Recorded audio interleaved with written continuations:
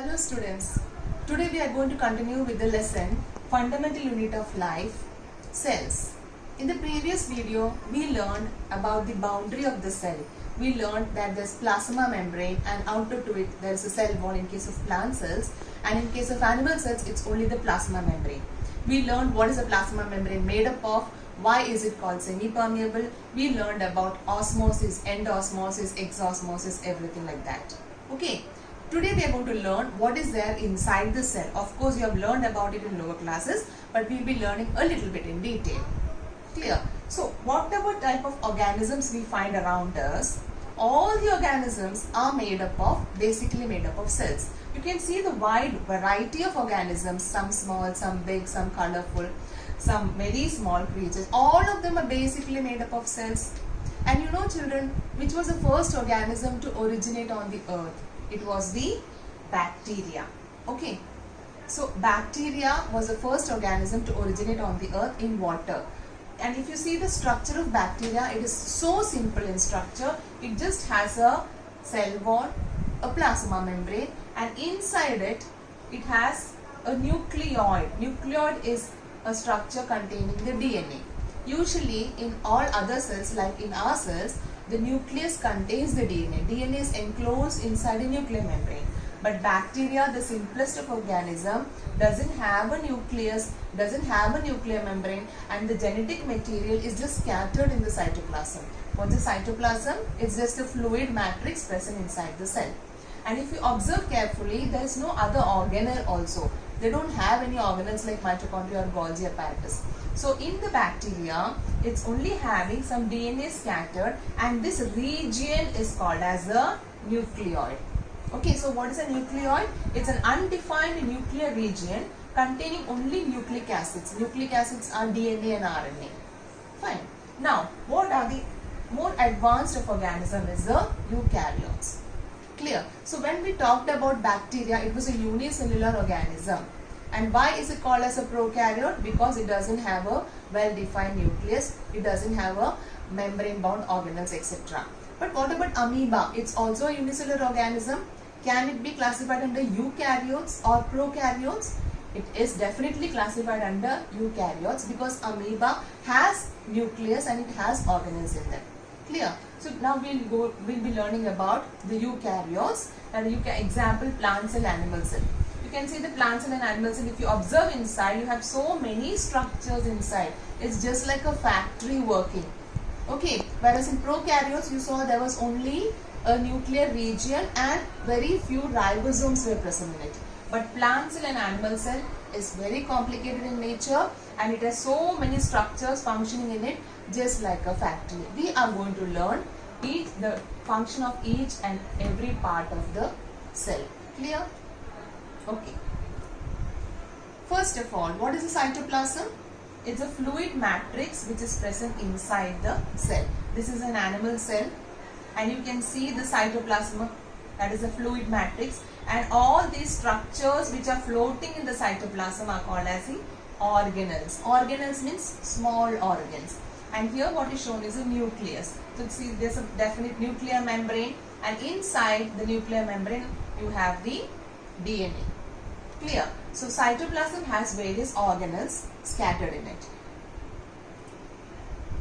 Now we are going to learn about the nucleus. What is nucleus and what are the things present in it? If you observe this animal cell here, this structure you see here is a nucleus. Okay, if you enlarge it, this nucleus enlarged, it has a nuclear membrane. And you can see, children, the nuclear membrane is not continuous. It is having pores in between. So why these pores are there? Why the pores, nuclear membrane?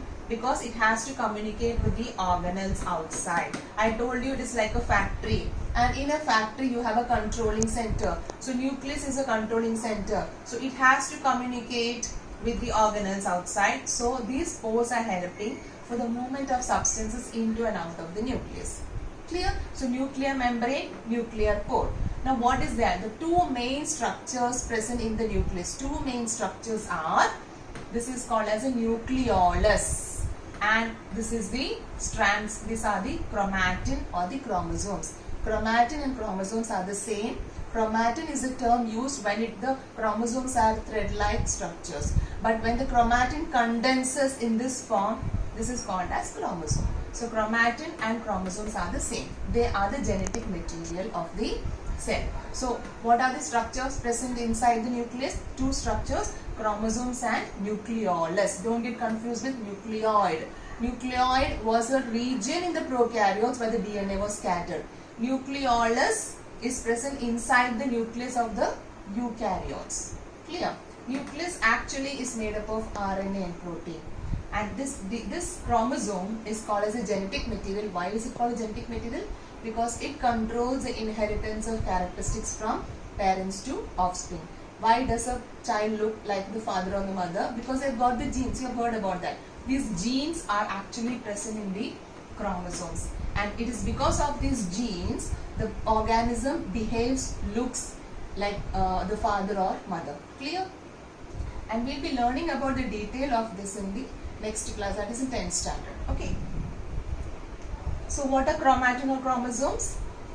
They contain information for inheritance of features from parent to next generation. What is that information in the form of? It is in the form of genes. Okay. And it is also called as a DNA. You know DNA? DNA is the double-stranded structure, and that a part of the DNA is called as the gene. These all you will be learning in 10th standard. So for your 9th standard syllabus, you just have to remember that the chromosomes are responsible for the inheritance of characteristics, and it is made up of DNA and protein. What's the full form of DNA? Deoxyribonucleic acid. Okay. And DNA molecules contain the information necessary for constructing and organizing cells. Since the nucleus is present in the center of this cell and it is a controlling system, the genes which are present in this chromosomes, they control the activities inside the cell, how they have to perform, how the reactions to go should be going on in different organelles. All the controlling systems are present in this chromosomes. Okay. So what is the function of the nucleus? It has a central role in cellular reproduction. Cellular reproduction means what? A cell when divides into two daughter cells, that is called as, a process is called as mitosis. All these terms you will be learning in the higher classes. So cellular reproduction means a cell dividing into two daughter cells. So in that, the major role of it is in the chromosomes. How the chromosomes divide and enter equally into the two daughter cells. So it is a function, first function of nucleus is in cellular reproduction. Second function is it plays a crucial part along with the environment in determining the way the cell will develop and what form it will exhibit at maturity by directing the chemical activities of the cell. In simple words, the nucleus or these chromosomes, they are controlling all the activities inside the cell, and it is because of these chromosomes the cell will be maturing, or the growth of the organism, everything is controlled by the genes present in the chromosome. Okay. So just to remember these words, chromosomes are made up of DNA and protein. What's the full form of DNA? Deoxyribonucleic acid. Chromosomes are present inside the nucleus. Nucleolus is also present in the nucleus. So chromosomes and nucleolus are present inside the nucleus. Nucleolus is made up of RNA and protein. DNA and RNA, both of them are having this structure, but some differences are that this is having deoxyribose sugar and RNA is having ribose sugar, so it's called as RNA. Okay, and nucleic acids, what do you mean by nucleic acids? Both RNA and DNA together, they are called as nucleic acids. The major nucleic acids present in our body are DNA and RNA. Clear?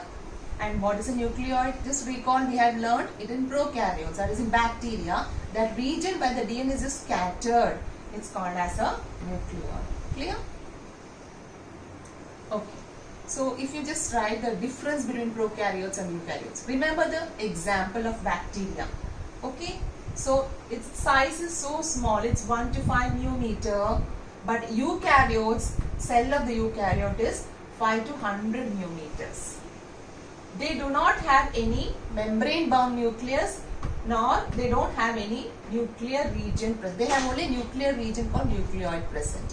They don't have the DNA enclosed in the nucleus, whereas eukaryotes have a very good system where the nuclear membrane is enclosing the DNA inside it. Third one, membrane bound organelles. Here there is no organelles, only ribosomes are present. Membrane bound organelles are not there. Ribosome doesn't have a membrane. Okay, whereas but it is considered as an organelle. So the only organelle present in the prokaryote is the ribosome, whereas eukaryotes have membrane bound organelles. We have learned in lower classes. We have learned about mitochondria, Golgi complex, plastids, lysosomes, all this. We will be learning that one by one. So all these structures are present in the eukaryotes. And here the chromosome is only a single chromosome, whereas here in eukaryotes we'll be having more than one chromosome. Why? It's a very simple organism, so the genes also will be very less, because in such a simple organism there is no need of maintaining, they don't have so many of metabolic activities to be controlled. So you need not have so many genes. So you have only a single chromosome.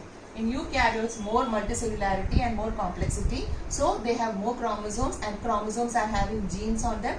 Genes are controlling the entire activity of the cell and as well as the entire organism. Clear? So remember the differences between prokaryotes and eukaryotes. Clear? Now we are going to learn about the organelles. As I told you, the cell can be considered as a factory. Have you visited any factory, a biscuit factory for example? How does it happen in the biscuit factory?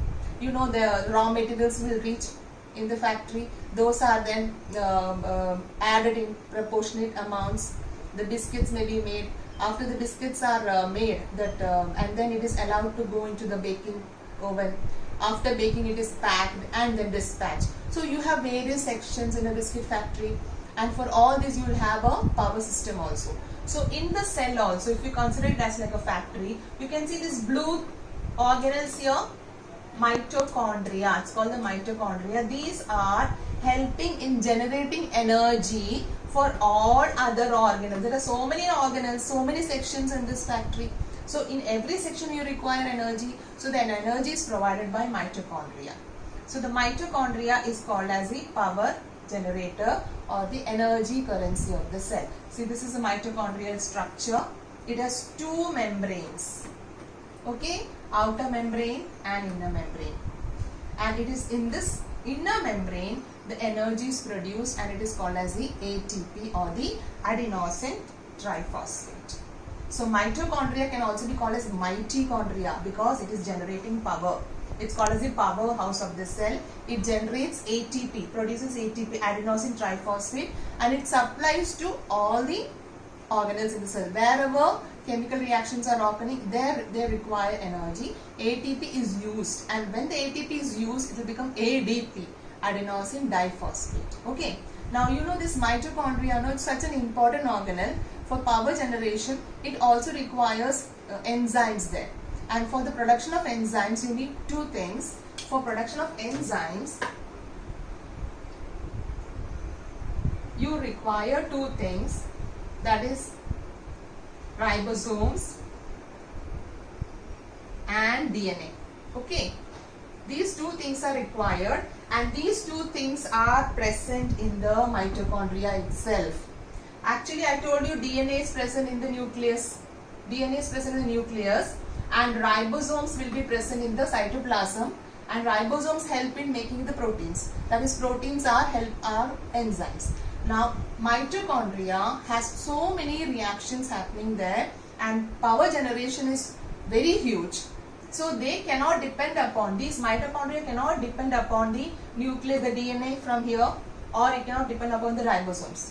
They need continuous supply of enzymes. So for the continuous supply of enzymes, the raw material, the enzymes raw material is ribosome and DNA. These two together help in making enzymes, and it is because of the enzymes the power generation can take place. So because of that, the ribosomes and DNA are present in the mitochondria. So mitochondria is also called as a semi-autonomous organelle. Clear? We'll be learning that later on. So powerhouse of the cell, mitochondria, and it produces ATP, and it is a semi-autonomous organelle. Clear?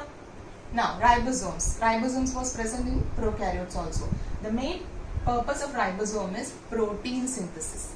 Now if you see the ribosome, where is it located? It is located in two places. Either in the sheet-like structures here, this is called endoplasmic reticulum.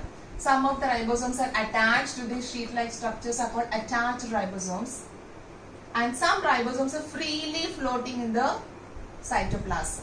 Okay, so what is the location of ribosome? In the cytoplasm or attached. It is also present, just now we learned, it is present in the mitochondria, and one more semi-autonomous organelle is there. It is also present in the plastids. Clear? Otherwise, most of the ribosomes are freely floating or attached to the endoplasmic reticulum. What is the function of ribosome? To make proteins. What proteins? You will be wondering why they have to make protein. You are eating protein. So here protein means, protein synthesis means it is making enzymes and hormones. These two things, enzymes and hormones. In our cell, there are so many chemical reactions going on. Every chemical reaction requires the presence of an enzyme. And according to the requirement of the chemical reactions in various parts of the cells, enzymes will be supplied. And how is the enzyme made? Enzymes are made by the ribosomes. That is proteins. Okay. So the protein synthesis, don't get confused. Protein synthesis means it is making enzyme or hormones which are required in the body or in the cell. Clear? Okay. So what is endoplasmic reticulum? They are the sheet-like structures. You can see it is spreading in the entire cell. It's a transportation system of the cell. And if you observe the endoplasmic reticulum, some of the endoplasmic reticulum has ribosomes attached to it, whereas some of them don't have. Okay, if the ribosomes are attached to it, it's called rough endoplasmic reticulum. And if there is no ribosome attached, it is called as smooth endoplasmic reticulum. That is called rough ER or smooth ER. So what is ER, endoplasmic reticulum? It's a network of membranous bound tubes and sheets. And it is scattered. You can see it is in continuation with the nuclear membrane. This is a nucleus. It is continuing with the nuclear membrane, and it is also in continuation with the plasma membrane. So it is helping in the transport of substances out and inside the cell. It also is connected with the nucleus. So substances can be transported in and out of the nucleus with the help of ER also. Clear? And those ER which is having ribosomes are called rough ER. So you know, when the rough ER, that is the ribosomes present on the rough ER, they make proteins, and easily it can be transported through the ER. Okay, smooth ER don't have ribosomes. They don't help in protein synthesis, but they definitely have very important role to play. That's what we'll be learning now. Okay, so rough ER. What are the functions of rough ER? You see ribosomes attached to them. Okay, it is the site of many biochemical reactions. So in this rough ER, so many biochemical reactions occur, and I told you for biochemical reactions, enzymes are very important. Without enzymes, they will not take place. And because of the requirement of enzymes, the ribosomes will be making that enzymes. Ribosomes will be making proteins. Proteins means they are making enzymes which are required for chemical reactions. So those chemical reactions will occur in the presence of enzymes. So it's a site of many biochemical reactions. Second, intracellular transport. Intra means inside the cell. Inside the cell, substances has to move here and there from one organelle to another. And so that is called intracellular transport. So it is called the transportation system of the cell. It is a site for making proteins, of course. And what is the protein used for, children? For making enzymes. That is, proteins are enzymes or hormones. Clear? We will be learning about protein synthesis in 11th or 12th standard. It's a very, very interesting and very, you love to learn it. So now just remember, protein synthesis is happening in the ribosomes. Now smooth ER doesn't have ribosome. Does it mean that it's not very important? No. It also has a very important role to play. The two main functions of SER, this is very often asked in the exam. Detoxification of poisons and drugs. See, if you are taking medicines for some diseases and those are actually toxins or not very good, so those chemicals or the toxins, they will be going to the liver. The liver is involved in detoxification. So this detoxifying organ, that is a liver, it has lot of smooth ER. Smooth ER is helping in detoxification. And since it is happening in the liver has most of the SER. Clear? Especially in the liver. And the second one, it makes lipids for membrane biogenesis. What do you mean by membrane? Plasma membrane. What do you mean by biogenesis? Building up of. So it is helping in, how does it help in building up of plasma membrane? What is the plasma membrane made up of? Recall, you remember what we have learned? It's made up of lipids and proteins. So the lipids which is needed for the building. Why you need to build a plasma membrane? See, when the cell is growing, the plasma membrane also has to grow proportionately. So more and more lipids and proteins will be added on. So for that, the lipids are made by SCR and proteins will be made by the ribosomes present in the RER. So that is called membrane biogenesis. So what are the two main functions of SER? Detoxification of poisons and drugs, especially in the liver, and second is to make lipids for membrane biogenesis. If you know people with drink lot of alcohol, they mostly have liver problems because the liver is getting tired of detoxifying the drugs. Clear? Okay. Next is Golgi apparatus. Again look into the cell here. We finished mitochondria, power generator. Okay. We finished with this one. ER, that is rough and smooth ER. Now we are going to see this one. What is this structure? It is a Golgi apparatus, storehouse of the cell. It also looks similar to the ER. Yes, it looks similar. It is also made up of sheet-like structures, but you can name them. You know, if this large sheet-like structure is called a cisternae, and these small sac-like structures are called vesicles. Okay. So as per the requirement, you know, this cisternae, from the cisternae, can you see? From the cisternae, it is breaking, the vesicles are breaking. Okay, as per the requirement, it will break, it will contain the things, substances, food, whatever it is, whatever requirements are there in the cell to be transported or stored, the vesicles will help in movement. The vesicles may come and join it, or vesicles may be formed from this part also. Clear? So Golgi apparatus is made up of cisternae, long sheets, and sac-like structure called vesicles. Okay, it is having a very important function to play. That is material synthesized near the ER. This is the ER, you see children. From here, when the materials are synthesized, it is bought in vesicles and it will get attached to the Golgi complex and it is stored here. It will be stored here. And as the requirement arises, those substances will be coming out in the form of vesicles and it will join to the place wherever it is required.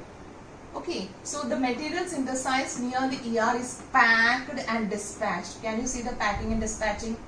Okay, it is packed and dispatched to various parts of the cell. I told you about the biscuit factory. After the biscuits are made, it is made into small packets, bigger packets as per the requirement and it is transported. Clear? So it is doing the packing and dispatching section. It's called the packing and dispatching section. Storage, modification and packing of products in vesicles. So as the things reach here, it is modified. When the biscuits are made, you may modify by adding cream to it and before dispatching. Okay, like that. So storing, modification and packing of products in vesicles. See, in the vesicles it is going to be transported. Exocytosis means it is going out through the plasma membrane. Okay, as per the requirement. And simple sugars are converted into complex sugars. You are storing it. So small packets will be converted into complex sugars. Like small packets will be made into big packets, you know, like that. So here also glucose may be converted into glycogens. Glucose is a simple sugar. It may be converted into complex sugar like glycogen. Formation of lysosomes. Lysosomes are actually just a membrane-like structure with lot of enzymes. So that vesicle, that membrane is formed out because of the Golgi complex. So this Golgi apparatus or Golgi complex as it is called as has four main functions, very important. So it's a storage system of the cell. It is helping in packaging and dispatching. It helps in storage modification. It converts simple sugars into complex sugars. Also it helps in the formation of lysosomes. Lysosomes are membrane bound structures with lot of digestive enzymes in it. We'll be learning that later. Clear? So storehouse of the cell is over. Next.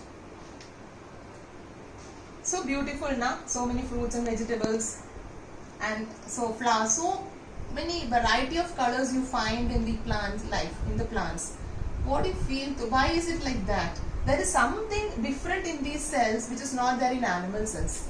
Okay, so in plant cells we have special organelles which are called as plastids. So here, where do you find plastids? Here.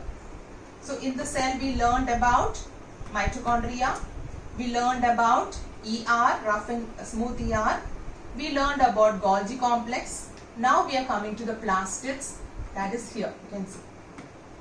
So why the different variety of colors? Because there are three types of plastids. If you have the green color plastid chloroplast, then that is green in color. Leaves are green in color. Why the leaves are green in color? Because of the presence of chloroplast. So the plastid chloroplasts give green in color. There is another type of plastid called chromoplast, which is giving red, orange, yellow color, xanthophyll, carotene, etc. Carrots are orange in color because of carotene. So the carotene, yellow and all the colors are because of chromoplast. You know, potato is colorless, doesn't have any color, but still it has plastids. Plastids are present in all plant cells, no? So it is called leucoplast, colorless plastids. So whichever radish and all, there is no color in that. So whichever part of plant doesn't have a color, it of course has plastids, but it is a colorless plastid. So what are the three types of plastids? Chloroplast, chromoplast and leucoplast. So the leaves are green in color because of chloroplast. Flowers and fruits are so colorful because of chromoplast. Then you can take example of potato, radish and all. They are colorless because of leucoplast. Clear? So this plastid is found only in plant cells and not in animal cells. Okay? And if you observe it under the microscope of plant cell. If you take the leaf, you can see these are all chloroplasts. Okay? And these are the cells taken from the colorful part of the plant, flowers and fruits. So you can see the plastids here, they are chromoplasts. But if you observe this under the microscope, that is a potato cell or the radish, under the cell, they will look like this because these are colorless plastids. So type of plastids you remember, chloroplast, chromoplast and leucoplast.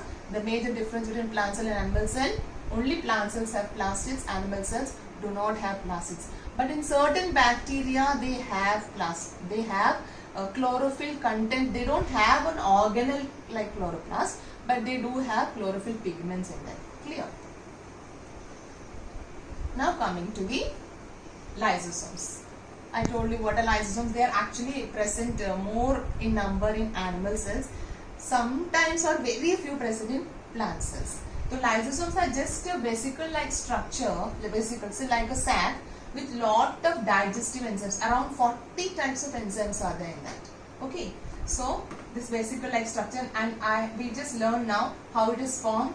The vesicle is formed from the Golgi complex. You see, the lysosome is formed, and then it gets filled with the enzymes. So the enzymes for lysosomes, of course, will be made by the ribosomes. So enzymes are made by RER. Why RER? Because rough endoplasmic reticulum has ribosomes in them. So they make the enzymes. Enzymes are basically proteins, and the membrane of this lysosome is made by the Golgi complex. And the lysosomes are also very important part of the cell. When I am telling you it is made up of digestive enzymes, you can guess what functions it would be doing. Why is it having so powerful digestive enzymes in it? So what are its functions? It helps to destroy any foreign material entering into the cell. If any foreign material enters into the cell, the lysosome, you can see here the lysosomes. Okay, any foreign material which enters into the cell, the lysosomes have digestive enzymes to break. You can see the foreign entering into the lysosomes, and the enzymes will break it into small pieces, digest it. Okay, so it is actually helping. It is called as a cleanup crew. You can remember it, like we remembered mitochondria as a powerhouse, ribosomes for protein synthesis, Golgi apparatus we remembered it as a storehouse of the cell, and ER we remembered as a transportation system. So lysosomes, remember, is a cleanup crew of the cell. Any foreign material entering into it, any bacteria, virus entering into it, it will help in destroying it because it has different type of digestive enzymes present. Second, they help in removing dead and worn out organelles. Inside the cell, there may be organelles, there may be debris, there may be damaged organelles and all. So that and all will be digested by the lysosomes. That's why it's called the cleanup crew. They bring self-destruction of the cell by releasing their enzymes within the cell.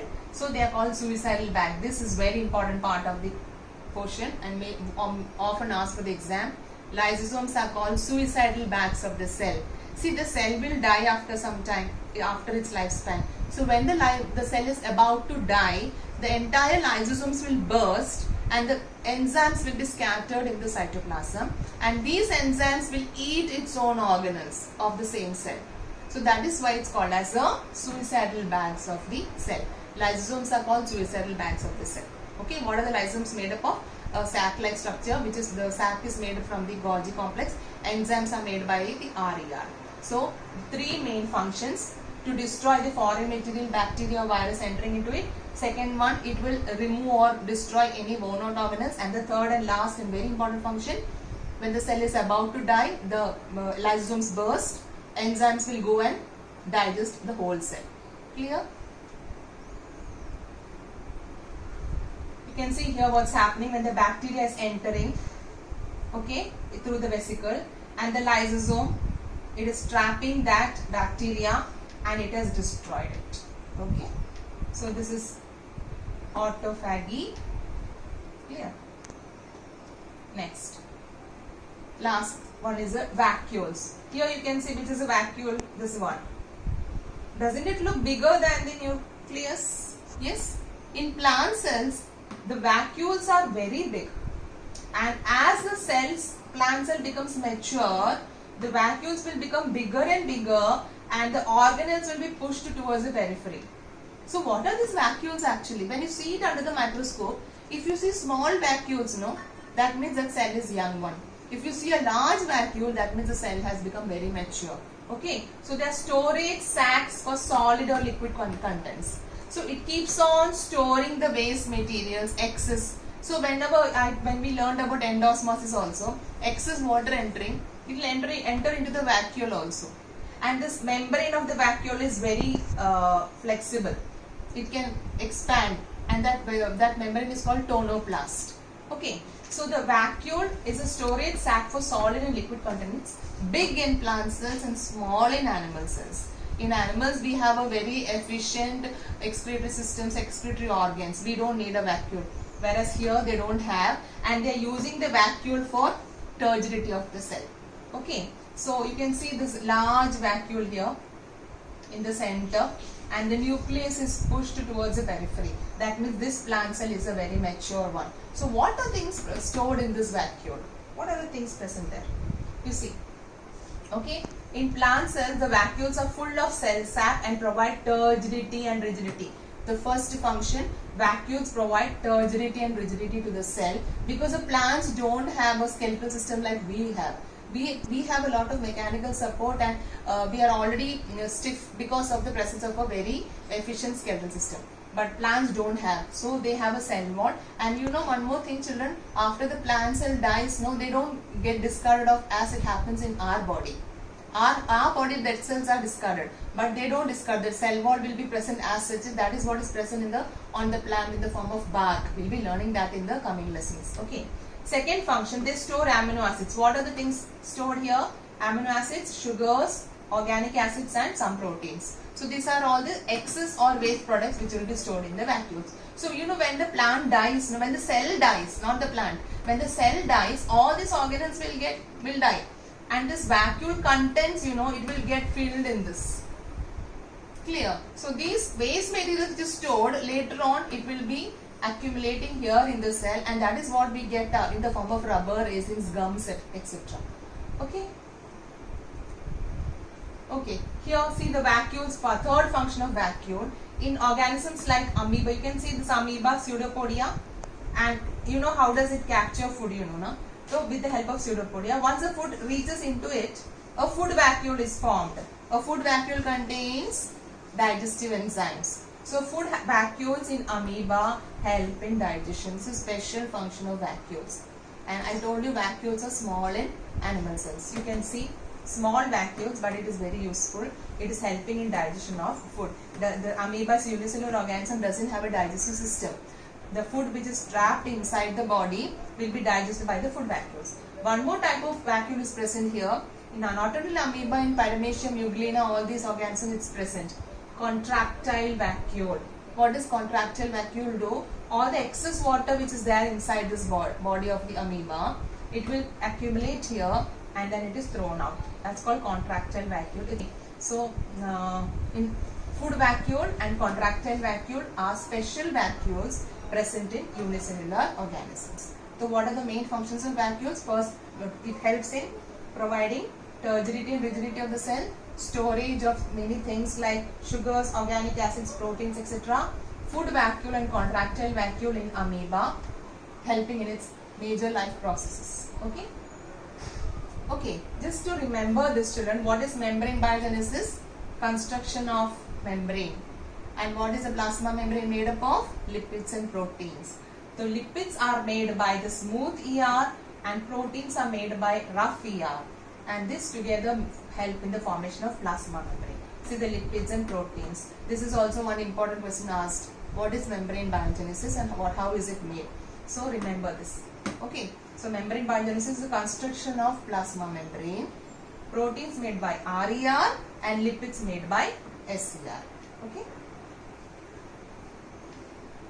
This now coming to the conclusion, that is what is the difference between plant cell and animal cell. In plant cell, cell wall is present. In animal cell wall is absent.